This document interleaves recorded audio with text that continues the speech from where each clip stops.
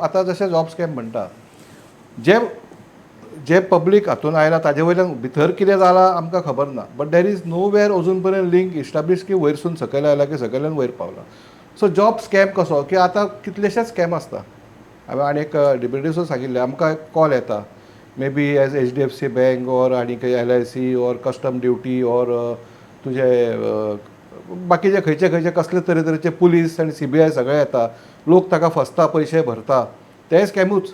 थंय कोण तरी पयशे भरता फॉर सम रिजन आनी ते फसता. हाजो अर्थ न्हय की ती बँक काय तो ती कंपनी किंवा ते इन्स्टिट्यूशन इज रिस्पॉन्सिबल. म्हणजे CBIचें नांव घेतलें म्हणजे खरें CBI रिस्पॉन्सिबल स्कॅमांक.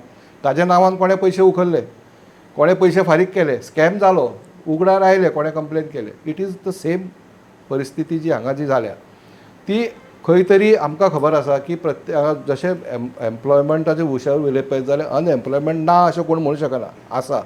पूण कोण कित्याक फायट करता की थोडे एम्प्लॉयमेंट जे प्रायवेट सेक्टरान आसा, सादारण बरो सुद्दां सॅलरीचो प्रायवेट सेक्टरान काम करपी भुरगे आसा, ते खंय तरी एम्प्लॉयमेंट एक्सचेंजान तांचें नांव आसता की अनएम्प्लॉयड म्हणून. आनी ताज्या खातीर तो फिगराचेर खंय तरी आमचें डिस्कशन आसा. It is not that unemployment is not dead, nobody is unemployed. तुम्ही पळयतात GNH.